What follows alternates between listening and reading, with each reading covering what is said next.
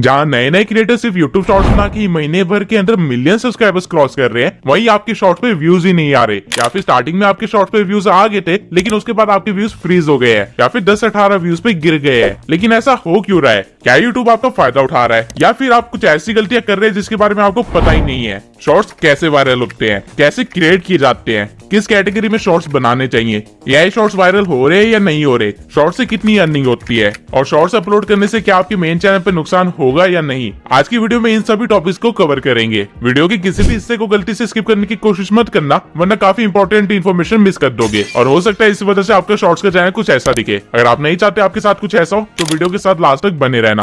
अब इससे पहले कि मैं शॉर्ट्स के बारे में आप लोगों को कुछ और बताऊं, आप लोगों का एक क्वेश्चन मुझे हर वीडियो पे आता है कि मैं इतनी हाई क्वालिटी थंबनेल्स कैसे अपलोड करता हूं और मेरी वीडियोस 4K में कैसे होती है। तो मैं आपको बता दूं कि ये काम आप किसी भी एनहांसर के साथ बड़े आसानी से कर सकते हैं। राइट नाउ एक सॉफ्टवेयर जो बहुत ही ज्यादा अच्छे से वर्क कर रहा है वो है वंडरशेयर यूनिक कन्वर्टर। इस सॉफ्टवेयर के थ्रू आप अपने थंबनेल्स को लो क्वालिटी से हाई क्वालिटी में सिर्फ एक क्लिक से ही कन्वर्ट कर सकते हैं। जैसा कि आप देख सकते हैं यहाँ हमारे थंबनेल में कितने इजीली इसने स्मूथ एरियाज को इंक्रीज कर दिया, साथ में कलर को भी थोड़ा बहुत एनहांस कर दिया है, जो कि बहुत आसानी से हमारे CTR को इंक्रीज कर देगा। इसके सिवाय यूनिक कन्वर्टर में आपको वीडियो एनहांसिंग का भी एक फीचर दिया गया है, जहाँ पे अगर आप अपनी वीडियो को अपलोड करेंगे तो आप उसकी फ्रेम रेट को इंक्रीज कर सकते हैं, उसमें नॉइज रिमूव कर सकते हैं या फिर AI अपस्केलर में जाके अपनी वीडियो की क्वालिटी को 2x या 4x कर सकते हैं। जैसा कि आप यहाँ पे फर्क देख सकते हैं कि मेरी वीडियो कितनी शार्प हो गई है और उसके कलर्स भी एनहांस हो गए हैं। और यूनिक कन्वर्टर्स के फीचर्स यहीं पे खत्म नहीं होते। आपके साथ ऐसा कई बार हुआ होगा कि आपने गूगल से कोई इमेज डाउनलोड की होगी अपनी वीडियो में यूज करने के लिए, लेकिन वो image as a web file download हो जाती है जिसे आप यूज नहीं कर सकते। तो यूनिक कन्वर्टर में आपको इमेज को अलग अलग फॉर्मेट्स में कन्वर्ट करने का भी ऑप्शन मिलता है और सिर्फ इमेजेस ही नहीं बल्कि यहाँ से आप अपनी वीडियोस को भी अलग अलग तरह के फॉर्मेट में कन्वर्ट कर सकते हैं। ये सिर्फ कुछ सेकंड्स का टाइम लेगा और आपकी वीडियो को एक क्लिक के अंदर ही किसी अलग फॉर्मेट में कन्वर्ट कर देगा। इसके सिवाय अगर आप एक यूट्यूबर है और अपनी लॉन्ग वीडियोस को अपने फोन में रखते हैं जिसकी वजह से आपकी स्टोरेज भरी जा रही है, तो यहाँ यूनिक कन्वर्टर में आपको वीडियो कंप्रेस करने का भी एक ऑप्शन दिया गया है। जैसा कि आप यहाँ पे देख सकते हैं कि हमारे 3 GB की फाइल को ये बड़े आराम से 2 GB में कन्वर्ट कर देगा और वो भी सिर्फ एक क्लिक से। ये वीडियो 17 मिनट लंबी है लेकिन इससे कुछ सेकंड्स का टाइम लेके उसे कन्वर्ट कर दिया और ऐसे मैंने अपने फोन में 1 GB की स्टोरेज बचा ली। और यूनिक कन्वर्टर के फीचर्स यहीं पे खत्म नहीं होते बल्कि यहाँ पे AI टूल्स का पूरा भंडार है। आप AI से स्क्रिप्ट जनरेट करवा सकते हैं, टेक्स्ट टू स्पीच में कन्वर्ट करवा सकते हैं, सबटाइटल एडिटर आपको मिलता है, वाटरमार्क रिमूवर आपको मिलता है, गाने से आप वोकल रिमूव कर सकते हैं, बैकग्राउंड रिमूव कर सकते हैं अपनी वीडियो से और ऐसे ही काफी सारे यूनिक फीचर्स आपको दिए गए हैं। अगर आप एक यूट्यूबर है और एक इन्फ्लुएंसर है तो आपको इन फीचर्स की जरूरत कदम कदम पे पड़ने वाली है, इसलिए आप मेरे डिस्क्रिप्शन में दिए हुए लिंक से जाके यूनिक कन्वर्टर को डाउनलोड कर सकते हैं और इसके सभी यूनिक फीचर्स को इस्तेमाल कर सकते हैं, जिससे आपका काम काफी आसान हो जाएगा। ओके, तो अब स्टार्ट करते हैं सबसे बेसिक क्वेश्चन से, यूट्यूब शॉर्ट्स है क्या? I know you must be thinking कि टाइम वेस्ट क्यों कर रहा है, इतना तो हमें पता ही है, लेकिन एक्चुअल में आपको सिर्फ इतना ही पता है कि यूट्यूब शॉर्ट्स एक फीचर है जहाँ पे आप 1 मिनट की वीडियो अपलोड कर सकते हैं 9:16 में और वहां से व्यूज गेन कर सकते हैं। लेकिन ये सिर्फ अपर व्यू है, इसके नीचे एक बहुत ही डार्क सिस्टम है जिसको आपको जानना बहुत ही जरूरी है। शॉर्ट्स को क्रिएट किया गया था एक ऐसी ऑडियंस के लिए जिनको फास्ट कंटेंट चाहिए था, जिनका डोपामाइन लेवल इतना ज्यादा हो गया है कि उनको लॉन्ग फॉर्म वीडियोस अब बोरिंग लगती है और उनको ज्यादा से ज्यादा कंटेंट जितनी जल्दी हो सके उतनी जल्दी कंज्यूम करना है। आज की जनरेशन के 14 साल से लेकर 25 साल के मैक्सिमम लोग इसी तरह की कैटेगरी में आते हैं और यही आपकी ऑडियंस भी बनने वाली है। और एक चीज आपको इस ऑडियंस के बारे में अच्छे से पता होना चाहिए, ये ऑडियंस कभी भी आपकी लॉन्ग फॉर्म कंटेंट की ऑडियंस नहीं बन सकती है और यही रीजन है कि मिस्टर बीस्ट जैसे बड़े यूट्यूबर्स ने भी शॉर्ट्स फॉर्म कंटेंट बनाना ही बंद कर दिया। इसके सिवाय शॉर्ट्स में आपको सिर्फ 1 मिनट दिया जाता है वो काम करने के लिए जो कि आप एक लॉन्ग फॉर्म कंटेंट में 10 मिनट के अंदर करते थे। और क्योंकि यहाँ पे आपको सिर्फ 1 मिनट मिला है, इसका मतलब ये नहीं है कि आपकी यहाँ पे मेहनत कम लगेगी, बल्कि हो सकता है यहाँ पे आपकी लॉन्ग फॉर्म कंटेंट से ज्यादा ही मेहनत लग जाए, क्योंकि यहाँ पे आपको चीजें फास्ट करनी है, ज्यादा बेटर वे में करनी है और ऐसे करनी है कि 1 मिनट के अंदर सारी मेहनत आपकी दिख जाए। और एक बार के लिए इन सब चीजों को अगर हम साइड में रख भी दे तो शॉर्ट्स का एल्गोरिदम लॉन्ग फॉर्म कंटेंट से काफी अलग है, जिसकी आदत आपको अभी नहीं पड़ी है और उसे एनालाइज करना तो आपको बिल्कुल भी नहीं आता। अब आइए पहले ये समझ लेते हैं कि शॉर्ट्स का एल्गोरिदम वर्क कैसे करता है। आई एम श्योर आपकी 90% प्रॉब्लम तो यहीं पे सॉल्व हो जाएगी। अगर आपने कभी अपने शॉर्ट्स के एनालिटिक्स में जाके देखा होगा तो आपको कुछ ऐसा ग्राफ दिखा होगा, जहाँ पे आपके ग्राफ में पहले आपको रीच मिलती है, फिर वो एकदम से स्टेबल हो जाता है और फिर एकदम से ही बढ़ जाता है और उसके बाद वो दोबारा स्टेबल हो जाता है या फिर गिर ही जाता है। अब ये ग्राफ बनता कैसे है, बीच में ऐसा कौन सा झटका लगता है आपके शॉर्ट को जो वो एकदम से उड़ ही जाता है? अभी समझाता हूँ। यूट्यूब शॉर्ट्स एक 2 फेज सिस्टम पे वर्क करता है, जहाँ पे आप जब भी एक नया शॉर्ट डालते हैं तो वो पहले एक्सप्लोर करता है, यानी कि वो ढूंढता है अपनी टारगेट ऑडियंस को अपनी सीड ऑडियंस से। अब ये सीड ऑडियंस क्या है? बेसिकली यूट्यूब पे जब भी आप कोई नया शॉर्ट डालते हैं तो आपके शॉर्ट को कुछ रैंडम लोगों को दिखाया जाता है जिनका हो सकता है इंटरेस्ट हो आपके शॉर्ट में, या फिर वो टोटली रैंडम हो सकते हैं। इन रैंडम लोगों को ही सीड ऑडियंस बोलते हैं। अब आपकी सीड ऑडियंस कैसे रिएक्ट करती है आपके शॉर्ट पे, इसी से पता चल जाता है कि आपका शॉर्ट एंगेजिंग है या नहीं, और यूट्यूब उसे आगे पुश करेगा या नहीं करेगा। आपके ग्राफ में स्टार्टिंग में जो व्यूज आते हैं वो इसी टाइम पे आते हैं जब यूट्यूब आपकी शॉर्ट्स को आपकी सीड ऑडियंस तक पहुंचा रहा होता है। इस पूरे प्रोसेस को हम एक्सप्लोरेशन फेज बोलते हैं, क्योंकि यहाँ पे यूट्यूब आपकी शॉर्ट्स को एक्सप्लोर कर रहा है, उसके बारे में जान रहा है कि ये किस तरह की ऑडियंस को पसंद आ रही है। अब इस मोमेंट के बाद आपकी ग्राफ में दो चीजें हो सकती है, या तो आपका ग्राफ ऊपर ही चलता जाएगा या फिर वो एकदम से फ्रीज हो जाएगा और स्टेबल हो जाएगा और उसपे कुछ सिंगल डिजिट्स में ही व्यूज आएंगे। तो इस टाइम पे हो क्या रहा है कि यूट्यूब ने जिस सीड ऑडियंस को आपकी शॉर्ट दिखाई थी,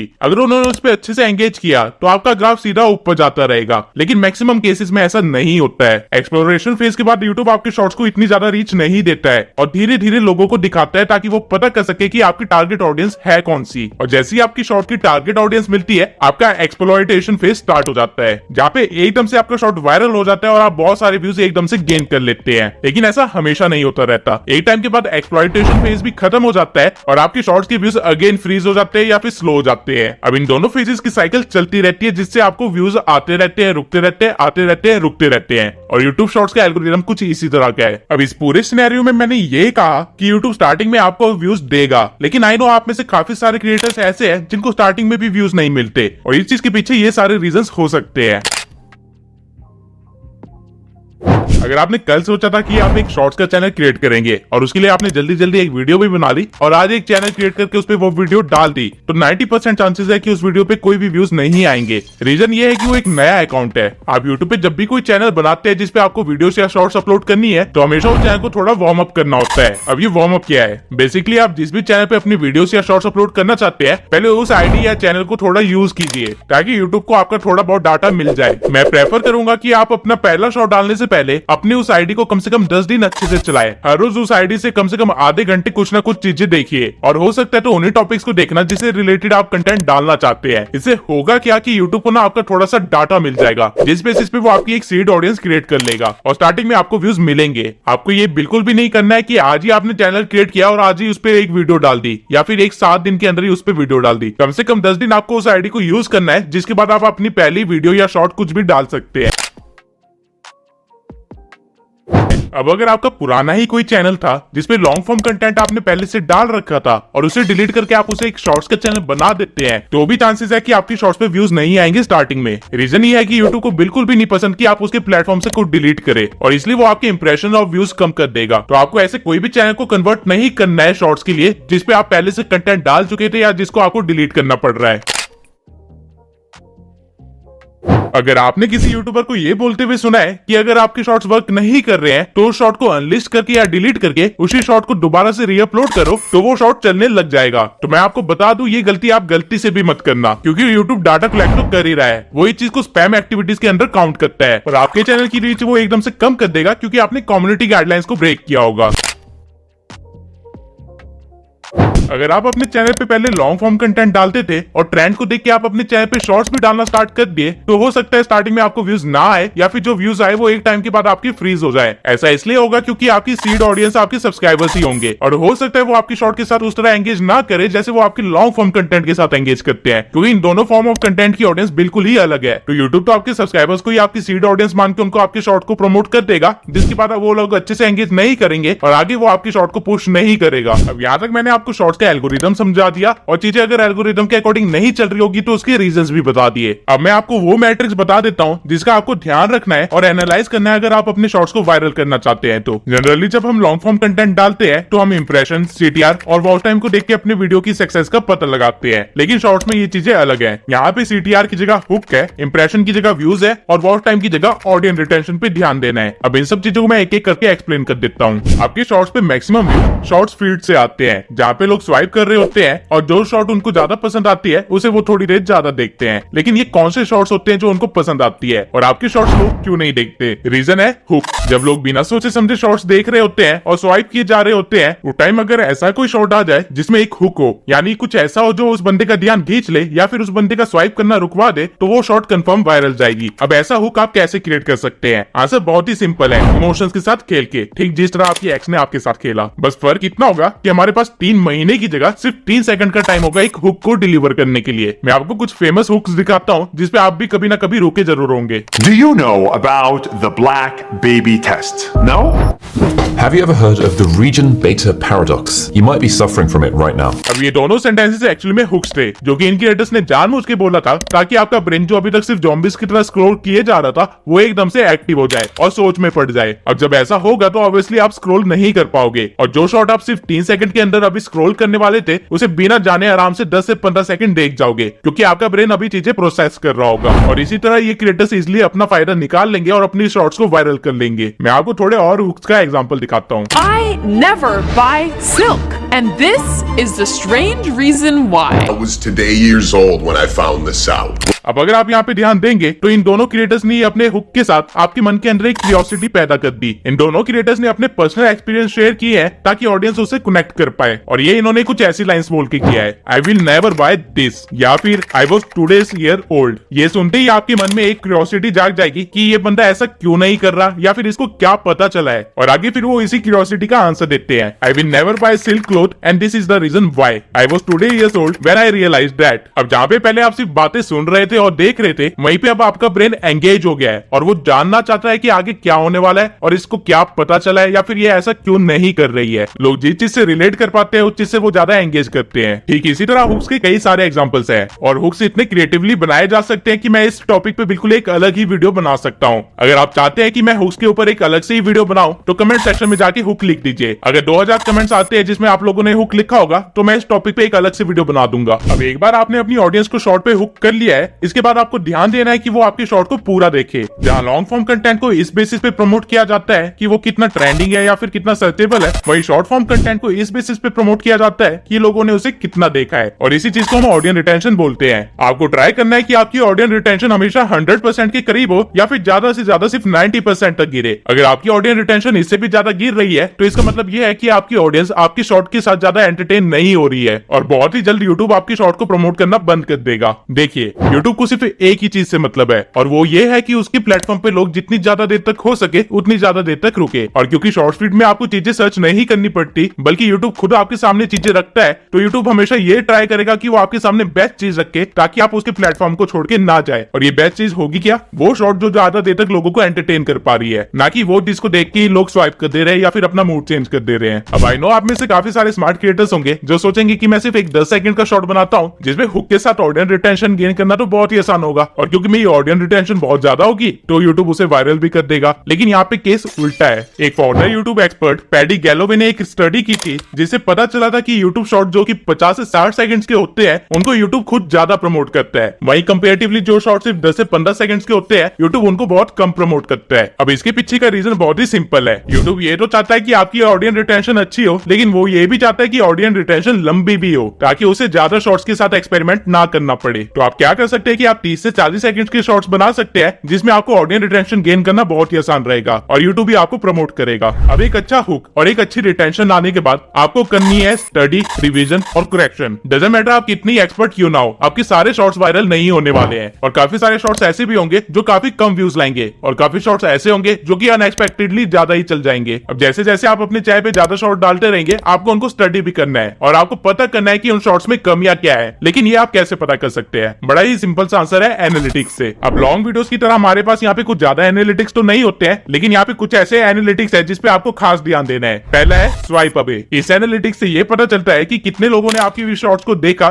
जब वो उनकी शॉर्ट फीड में आया और कितने लोगों ने उसे स्वाइप कर दिया। अगर आपका स्वाइपिंग का रेशियो 20% से ज्यादा है, यानी 80% से कम लोग आपकी वीडियो देख रहे हैं, तो इसका मतलब है आपको हुक पे और ज्यादा काम करने की जरूरत है। आप दूसरे क्रिएटर्स के हुक से आइडिया ले सकते हैं, उसे अपने कंटेंट के साथ किसी तरह ब्लेंड कर सकते हैं और करेक्शन करके एक नए शॉर्ट को बना सकते हैं और उसको एक्सपेरिमेंट कर सकते हैं। अब दूसरा एनालिटिक जिसपे आपको ध्यान देना है वो ये है कि आपको व्यूज कहां से आ रहे हैं। अब मैंने शॉर्ट से रिलेटेड काफी सारी वीडियोस देखी, लेकिन इस चीज को किसी भी यूट्यूबर ने कवर नहीं किया और ये काफी ज्यादा इंपॉर्टेंट पॉइंट है। आप में से हर एक क्रिएटर को शॉर्ट फीड से व्यूज नहीं आने वाले हैं। कई सारे ऐसे क्रिएटर्स भी होंगे जिनको ब्राउजिंग फीचर से व्यूज आ रहे होंगे। अगर आप भी ऐसे क्रिएटर है जिसको ब्राउजिंग फीचर से ज्यादा व्यूज आते हैं या फिर आपके काफी सारे शॉर्ट्स ऐसे हैं जिसमें आपको ब्राउजिंग फीचर से ज्यादा व्यूज आ रहे थे कंपेयर टू शॉर्ट फीड से, तो आपको ऐसे टॉपिक्स पे शॉर्ट्स बनाने चाहिए जो कि सर्चेबल रिलेटेबल है या फिर ट्रेंडिंग है, क्योंकि आपका चैनल ऑलरेडी इस चीज पे रैंक कर रहा है। अगर आपने कोई ऐसी कैटेगरी या नीश चूज करी है जिसमें आपको लोग सर्च करके ढूंढ रहे हैं, तो आपको शॉर्ट्स भी उसी तरह की बनानी चाहिए जो कि ज्यादा इन्फॉर्मेटिव हो और ज्यादा सर्चेबल हो। वहीं अगर आपको शॉर्ट फीड से व्यूज आ रहे हैं तो आपको बस दो चीजों का ध्यान देना है, एक हुक और दूसरा ऑडियंस रिटेंशन। अब अगर आपने किसी ऐसी कैटेगरी में अपना शॉर्ट्स का चैनल बनाया है जिसपे लोग सर्च करके आते हैं या फिर आपको ब्राउजिंग फीचर से व्यूज मिलते हैं, तो आपको फायदा ये होगा कि आपको लॉन्ग टर्म में व्यूज मिलते रहेंगे। आपके व्यूज कभी भी फ्रीज नहीं होंगे और आपके व्यूज कभी भी रुकेंगे नहीं। वहीं अगर आपको शॉर्ट फीड से व्यूज आते हैं तो आपको बस यहाँ पे एक डीमेरिट है, वो ये है कि आपको हमेशा कंटेंट डालते रहना पड़ेगा और प्रीवियस क्वालिटी से अच्छा करके डालते रहना पड़ेगा, वरना एक टाइम के बाद आपके सारे शॉर्ट्स पे व्यूज आना बंद हो जाएंगे और आपके व्यूज फ्रीज हो जाएंगे। अब आप लोगों को एक चीज समझने की जरूरत है, जिन लोगों को ब्राउजिंग फीचर से व्यूज आ रहे हैं और जिन लोगों को फीड से व्यूज आ रहे हैं, इन दोनों की ऑडियंस में काफी डिफरेंस है। आपको हमेशा ट्राई करना है कि आप अपने ऑडियंस की बेसिक से बेसिक एक्टिविटी के पीछे भी अच्छे से लॉजिक ढूंढे। अगर आप अपनी ऑडियंस की माइक्रो एक्टिविटीज को भी अच्छे तरीके से समझने लग जाएंगे, उनके एक्शंस के पीछे का रीजन समझने लग जाएंगे, तो आपको कोई भी सक्सेसफुल होने से नहीं रोक सकता, क्योंकि अल्टीमेटली यूट्यूब पूरी ऑडियंस की माइंडसेट के अकॉर्डिंग ही वर्क करता है।